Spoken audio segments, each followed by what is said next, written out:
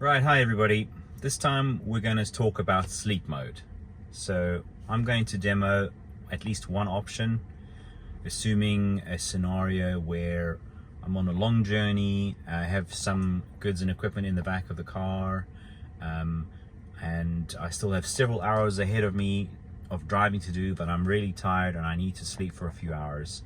So I'm going to pull over at a service station somewhere or some safe place. So I'm going to park, and I'm just going to show you what I would recommend for having the utility of being able to sleep comfortably and safely in the back of a Tesla Model Y. So first thing, I'm going to pull over and then I'm going to jump into the settings here. In this instance, I'm just going to take advantage of something that's really relatively newly added to the car, which is this seats, which is essentially just moving the seats forward. Because again, I want to be able to create that space in the back here, which is a kind of a workspace. So I'm going to move the seats as far forward as possible to create as much room behind me as I can. And then let's jump into the back.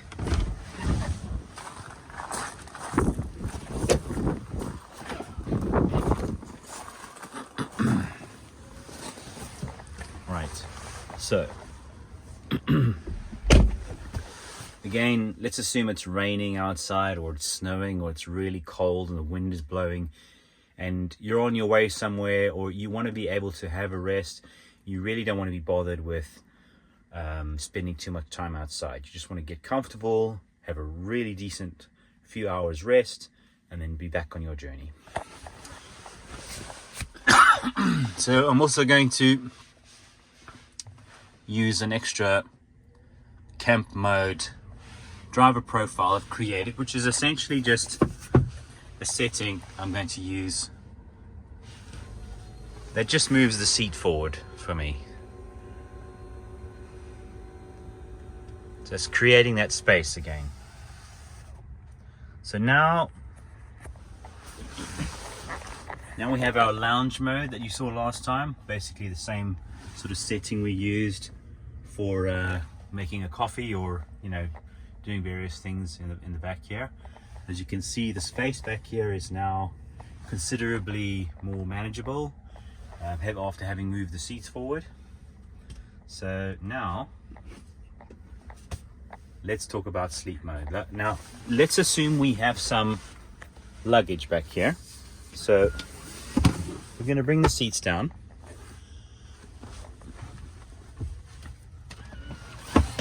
All right. And I'm just going to sit up here for a second. So I'm going to take this off.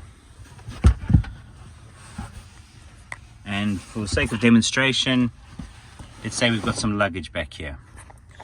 The point to note here is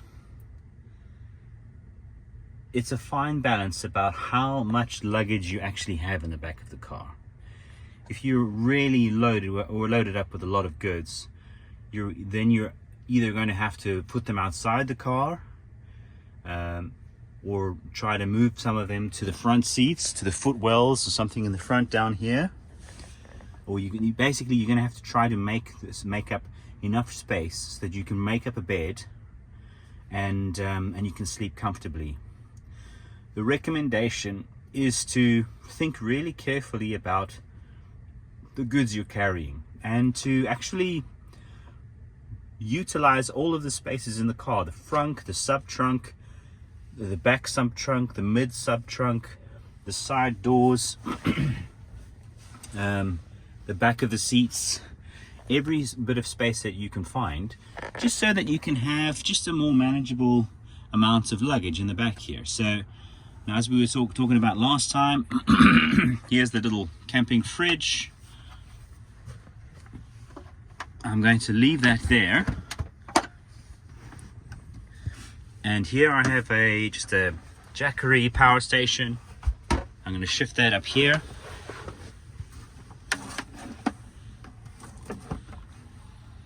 And here I have, let's say, one storage box. Okay, it's empty right now, but it's just for demonstration for now. Let's say you have storage boxes that are relatively easy and manageable for sort of moving around. So I'm going to be able, because I have sort of not too much luggage back here, I'm going to be more able to move things around. And note that, you know, I'm doing all of this inside the car. Again, let's say it's really snowing or something outside. I don't want to put on heavy clothing and boots. I just want to jump straight into the back of the car. I'm really tired and I just want to have a quick sleep, and then I just want to be on my way. So now that I've moved everything out of the way, I can access the sub trunk. And from here, I'm going to have, say, some considerable amount of goods stored here, including a set of covers for the windows. And these, you don't necessarily have to use all of them. You know, you don't necessarily have to maximize your privacy. Because keep in mind also that the back windows and the roof are quite well tinted, that people looking in from outside actually can't really see that much. So you might find that you don't actually need to cover up the too many windows. But just again, for sake of demonstration, let's use this one set of covers and let's be sure, you know, satisfied that we have sufficient amount of privacy to sleep comfortably and not be bothered.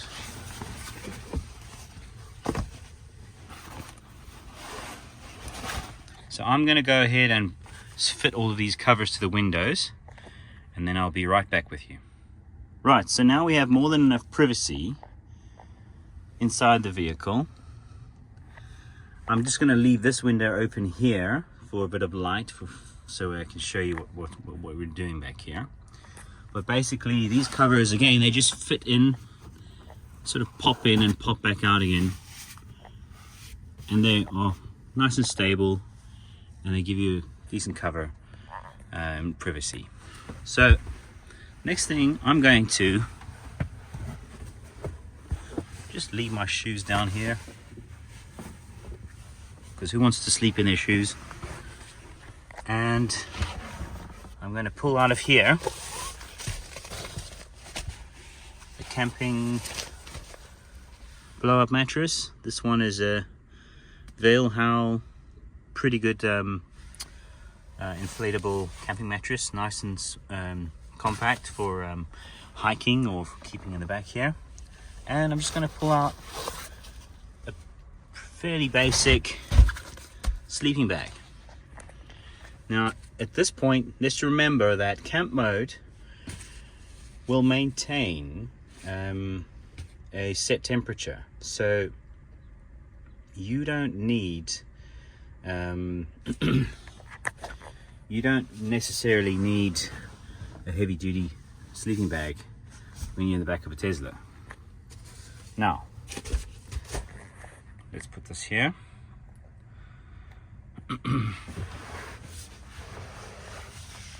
I'm going to grab one extra item here, which I recommend. It's pretty useful to have to hand. It's just a basic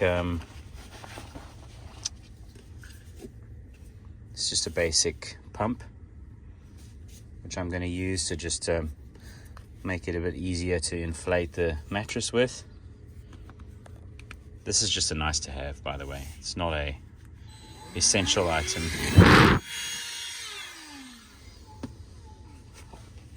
But again, you know, you're tired, you've got a long journey ahead of you.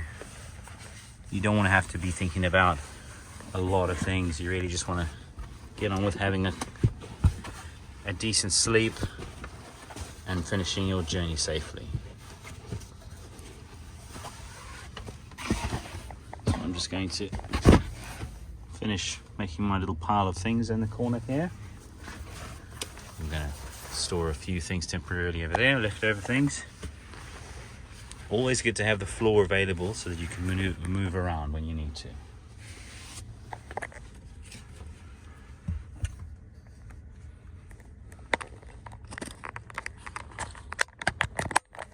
Okay.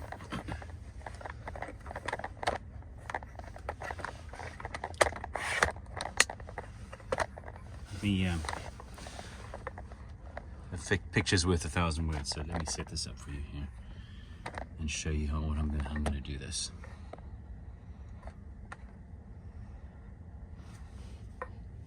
Again, you can see that just by thinking carefully about the space utilization, you get the advantage of a working area, a space that you can work with, that you can manage from inside the car, and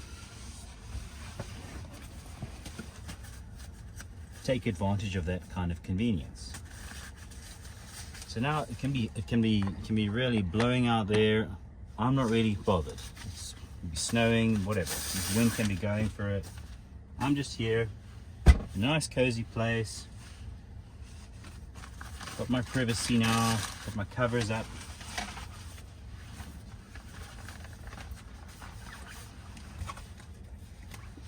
Got my sleeping bag.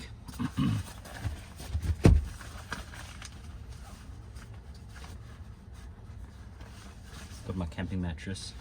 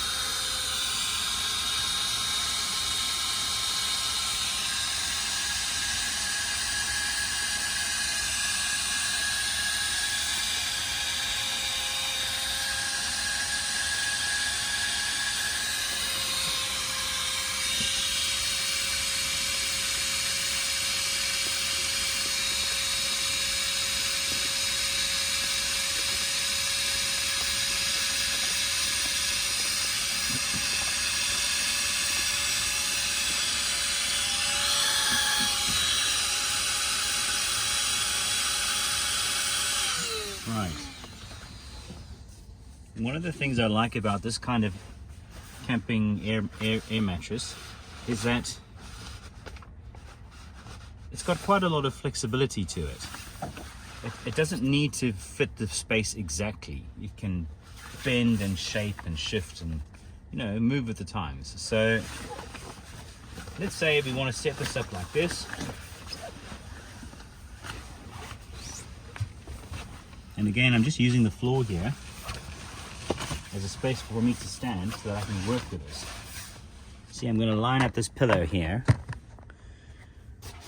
So that's going to be my pillow. And I'm going to keep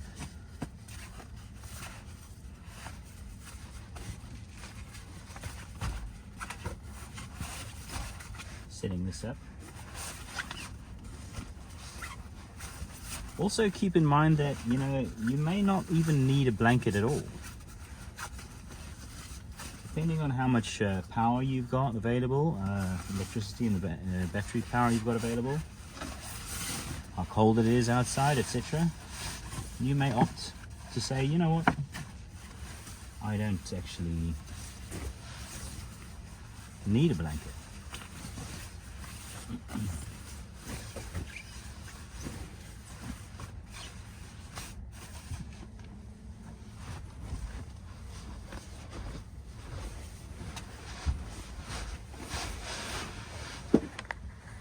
And there we have it. So, in a relatively short space of time, I've created a pretty comfortable sleeping space. Now, a few points to note here include that